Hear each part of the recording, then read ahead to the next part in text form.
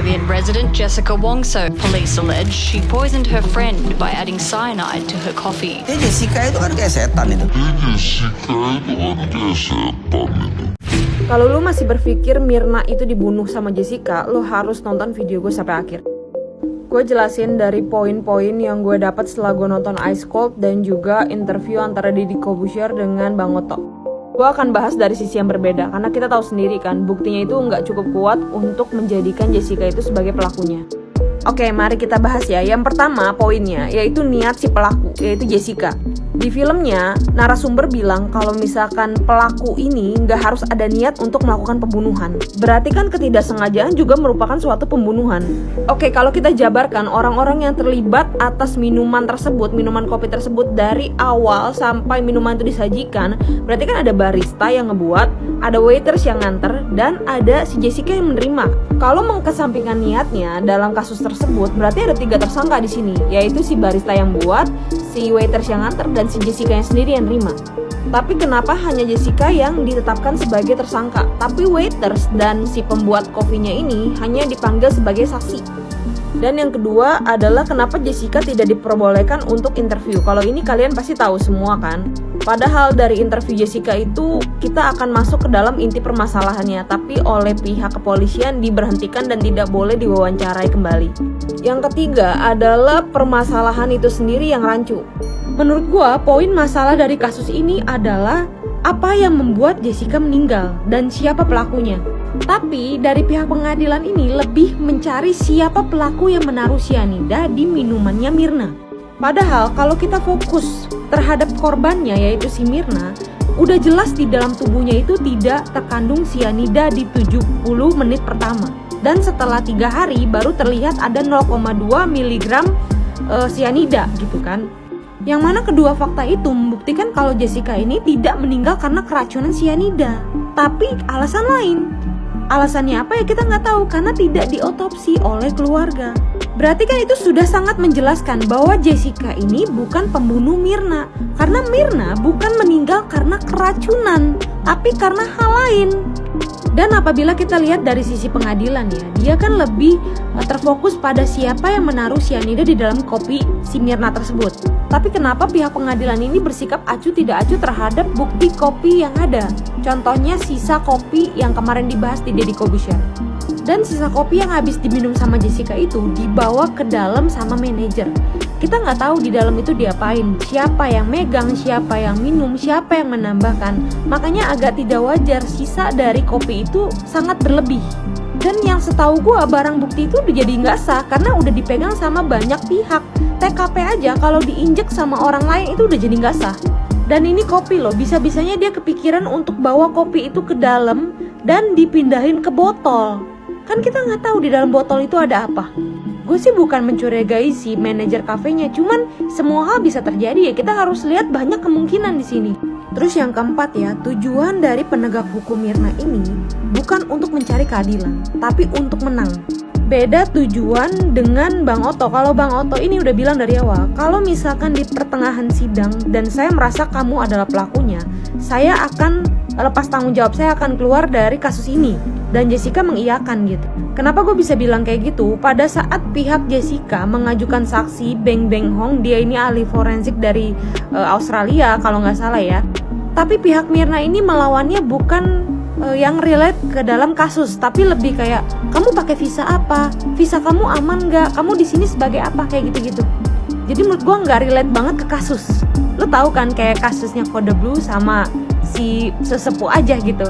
Karena dia udah bingung mau lawannya seperti apa, jadi dia lawannya ya pakai fisik. Ya sama dengan kasusnya Myrna ini.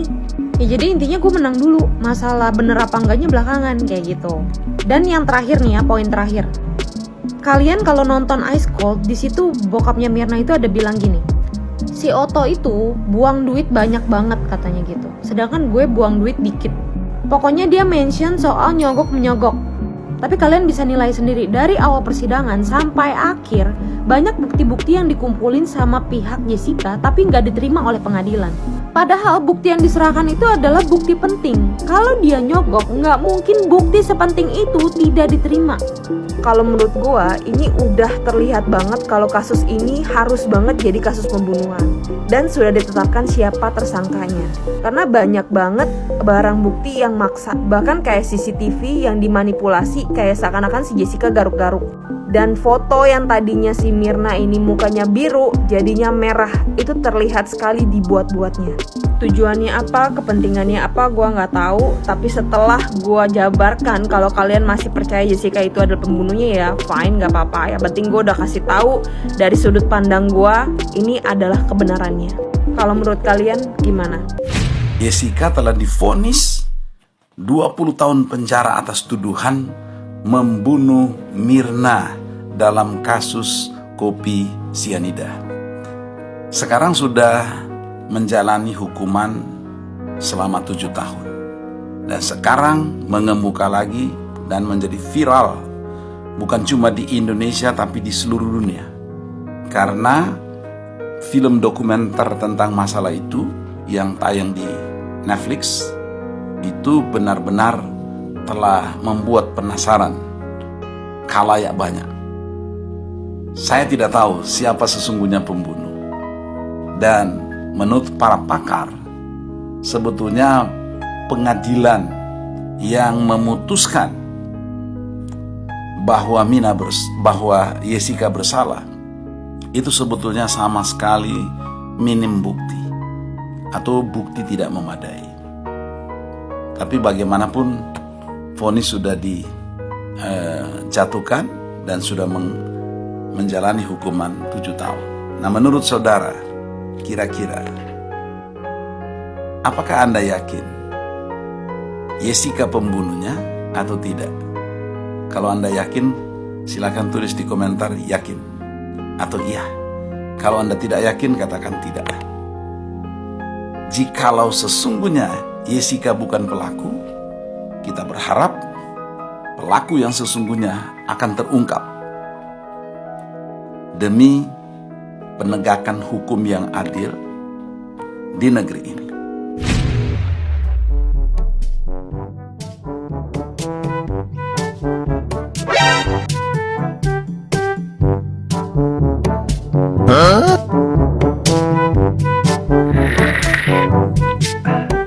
Kalau setelah nonton dokumenter Ice Cold Jessica dan Mirna, lu merasa kalau Jessica bukanlah pembunuh Mirna, menurut gua lu agak naif sih. Soalnya semuanya kayaknya nggak sesederhana itu juga sih. Gua habis nonton dokumenter ini dan film ini benar-benar menarik sih. Memberikan kita dua sudut pandang yang begitu jelas dari kubu keluarga Mirna dan juga Jessica. Ada beberapa hal janggal yang dilakuin oleh para penegak hukum, tapi yang dilakukan Jessica jauh lebih janggal lagi. Dari yang gua lihat ya, jaksa-jaksa ini udah yakin kalau Jessica adalah pembunuhnya. Dari keanehan yang dilakukan oleh anak ini. Maksudnya kok bisa Mirna tiba-tiba meninggal pas banget dengan Jessica yang ke Indonesia? Kalau kopi itu nggak mengandung racun, kok tiba-tiba dia bisa kelojotan setelah minum itu kopi? Terus yang dilakukan Jessica kalau dia bukan pelakunya, kenapa dia harus membuang celana yang dia pakai di hari itu? Dan juga kenapa kok si Jessica ini bisa tahu titik buta CCTV dan nutupin kopi dengan trash bag? Apakah itu semua kebetulan? Ditambah dia bohong ke bokapnya Mirna kalau cuma mesen air mineral, tapi jelas-jelas dia pesen yang berbeda. Apakah dia takut dong? Apa ada alasan lain? Ditambah background hidupnya Jessica di Australia, ini anak ternyata problematik dan ada gangguan kejiwaan yang membuat semuanya itu saling terkoneksi dan mengusut ke arah dia semua. Jaksa dan hakim pasti ngerasa ada yang aneh dari anak ini dan merasa bersalah banget kalau ngelepasin dia. Ditambah tuntutan publik dan juga blow up dari media membuat mereka berada dalam tekanan. Tapi dari sudut pandang pelaku, semua itu terjadi secara kebetulan. Dari mulai dia berlibur ke Indonesia dan juga soal flashback dan tutupan CCTV itu terjadi secara begitu aja. Ditambah Mirna nggak dihotposti sepenuhnya. Jadi kita semua nggak tahu benar-benar apa penyebab kematian. Soal sianida juga masih agak abu-abu karena terasa ada yang janggal dari sini. Pertanyaan terbesarnya adalah kalau memang Jessica naruh sianida itu, dari mana ia mendapatkan sianida itu? Sedangkan dia adalah anak baru gede yang katanya pengen berlibur ke Indonesia. Dan kenapa Jessica nggak boleh diwawancara lama-lama oleh para kreator dokumenter di Netflix ini? Itu semua kerasa aneh dan membuat gue bingung sih.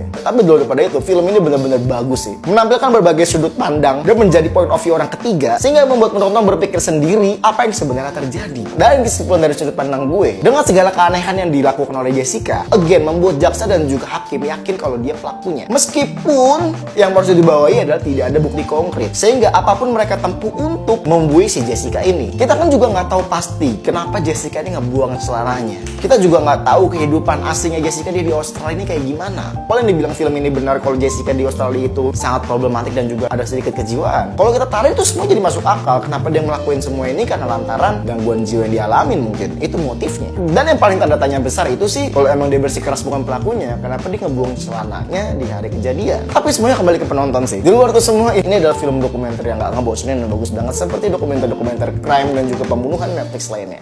Jadi, sikat. Lalu, menurut kalian gimana ini?